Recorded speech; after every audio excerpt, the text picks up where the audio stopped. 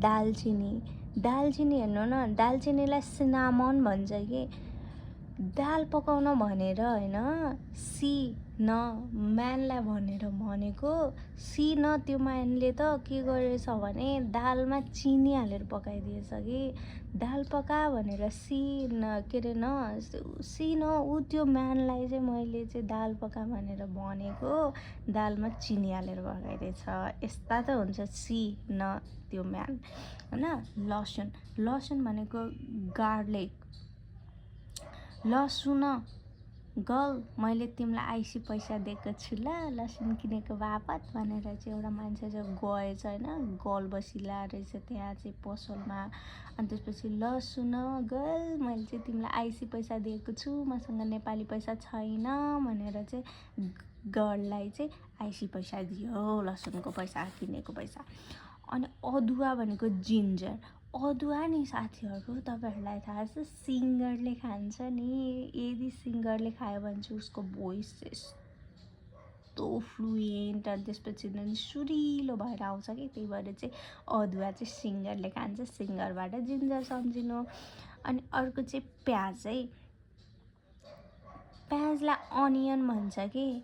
प्याज चाहिँ तरकारीमा हाल्दाखेरि तपाईँ 2-3वटा हाल्नुहुन्छ त साथीहरू, हाल्नु हुँदैन नि होइन, ओन्ली 1 हाल्नु ल, प्याज चाहिँ ओन्ली 1 प्याज हाल्नु है भनेर भने।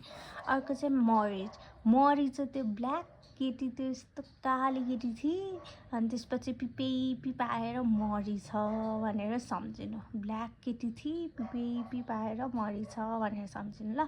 अर्को चाहिँ सुकुमेल भनेको चाहिँ कार्डामम भन्छ कि। अनि सुकुमेल भनेको तपाईँहरूले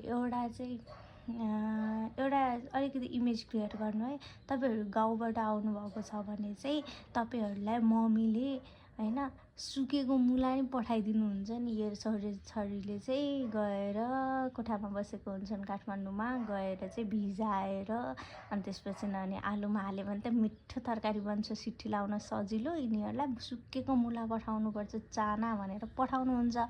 सुकेको मुला मम्मीले चाहिँ कारमा पठाइदिनु भएछ कि दाइको होइन, कारमा पठाइदिनु भयो दाइलाई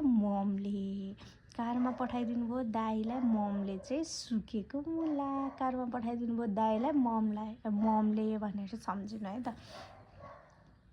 अनि अर्को चाहिँ ल्वाङ भनेको क्लोभ।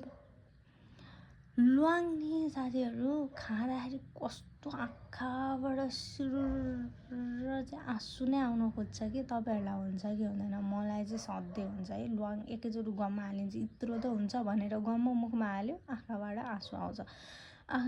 अब एउटा खाँदा त आँखाबाट आँसु आउँछ भने धेरै चाहिँ ल्वाङ भएको ठाउँमा यदि हात हाल्यो भने त त्यो कस्तो हातै पिरो हुन्छ होला जस्तो फिल हुन्छ मलाई होइन। त्यही भएर ल्वाङ तपाईँहरूले लिँदै हुनुहुन्छ धेरै भएको ठाउँमा यस्तो गर्दै हुनुहुन्छ भने ग्लोभ लाएर लिनु ल। अब अर्को भनेको जाइफल कत्रो रहेछ, नट बिग भनेर भन्ने कि। जाइफल चाहिँ एउटा मान्छेले चाहिँ जाइफल कत्रो रहेछ भनेर भन्छ होइन, अर्को मान्छेलाई चाहिँ त्यो जाइफल ठुलो लागेको हुँदैन कि, नट बिग भनेर भनिदिन्छ अनि नट मेग भनेर सम्झिनु। अब अर्को चाहिँ जिरा क्युमिन सेड्स है। सेड पछाडिको त सम्झिनु पर्दैन, अब तपाईँहरूलाई सम्झिनु पर्ने भनेको क्युमिन हो। हात्तीको मुखमा जिरा भन्ने त नेपालीमा उखानै छ नि साथीहरू, कमन होइन त्यो, कमन हो नि त हात्तीको मुखमा जिरा भन्ने कुराहरू त। त्यही भएर चाहिँ जिरा भने